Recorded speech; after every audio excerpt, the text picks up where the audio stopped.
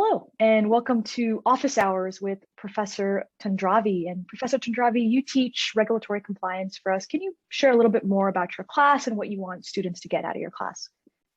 Sure. Thank you for having me. My name is Nazanin Tandravi. I'm an attorney. I work as the Director of Regulatory Affairs for Memorial Healthcare System. So in regulatory compliance, a lot of what I'm trying to teach the students and expose them to is real life work situations. We have students with a wide variety of backgrounds, some with no compliance experience, some with some with a lot. So I really try to address all of those in my class and give them situations that they will encounter as a compliance professional. I think a lot of the students are taking this program and these classes to determine whether they're interested in a career in compliance. So I really try to show them, the day-to-day, what they would encounter and the types of decisions they'd have to make in those roles. Yeah, could you give us some examples of what types of decisions compliance officers have to make? Just a quick snapshot of some types of decisions. Sure. So I think for a lot of students, they are always wondering if there's a right answer. And I always tell them that no, there's not a textbook that you can open and see, okay, what do I do in this situation? When there's a breach in information or when there's an investigation within a department you need to do. So a lot of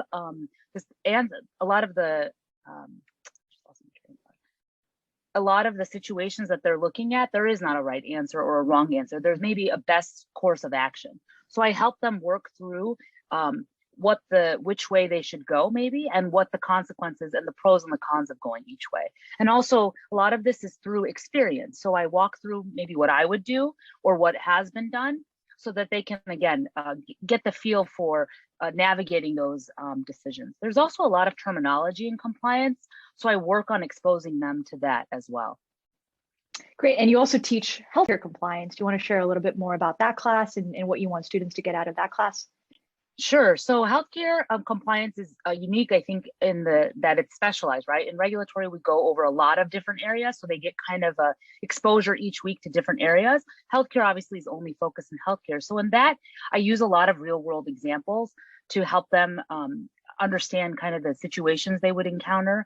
I also go over the roles. I give a lot of information on, possible roles that they can be looking for in health systems, in what they're looking for, and again, the types of situations and compliance issues they will encounter specific to healthcare. There's also a lot of terminology and a lot of regulatory bodies in healthcare. So talking about those and the roles they play and why, again, there's a need for compliance as well. Great. And so obviously you don't need to have a JD degree to be in compliance. So I'm just curious how you've worked with non-lawyers in your role as the Assistant Director of Regulatory Affairs. Sure. So no, you don't need to be an attorney. And I stress that a lot in my classes so that, people are not turned off to compliance or think they can't be in compliance because they're not an attorney. We look for a lot of different backgrounds, nursing, physicians, paralegals, also your experience. If you've done investigations maybe before in different roles, I think, the difference between maybe a non-lawyer and a lawyer is just the situations. So if they have other transferable skills that can be used, we look for that as well. That's great. And do you mind sharing a little bit about your organizational setup and how your compliance team looks like?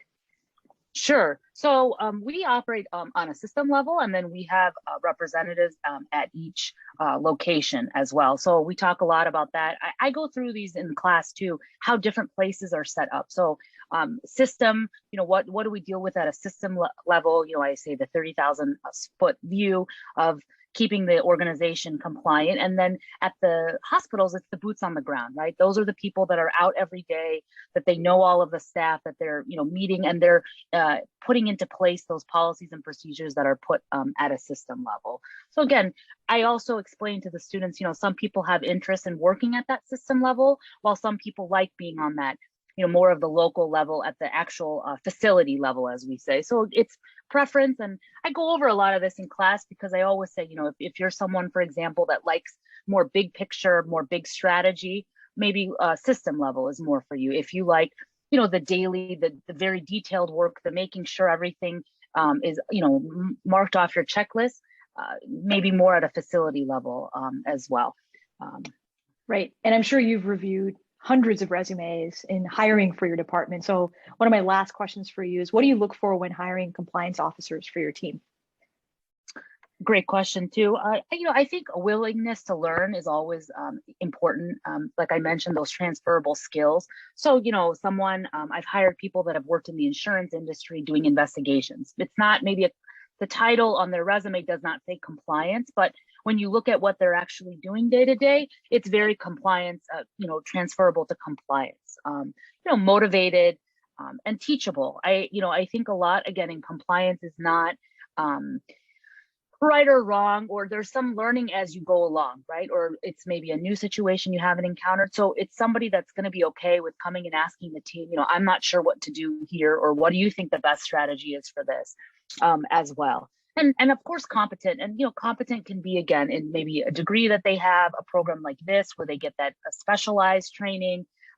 But again, I really read their resumes and try to understand what skills will be good, writing skills, speaking skills. We do a lot of presentations. So, are they comfortable with that?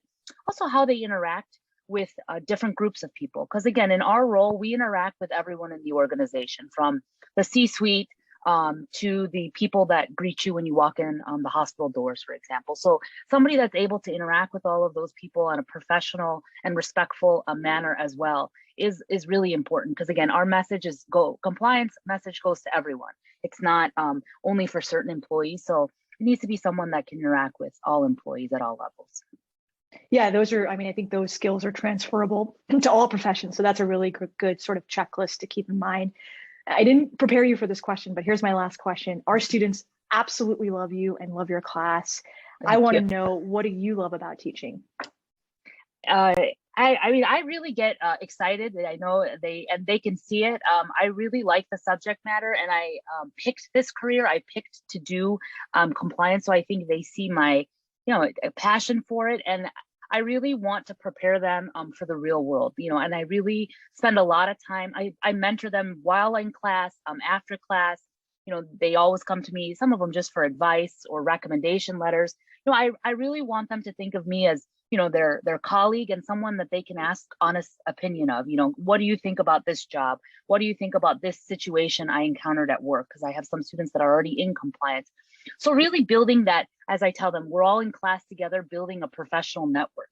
These are people we can go to with questions, including me, your classmates. We're building our compliance community, because a lot of the times, again, there's not going to be a book you can go to, okay, look on this page and your answer will be there.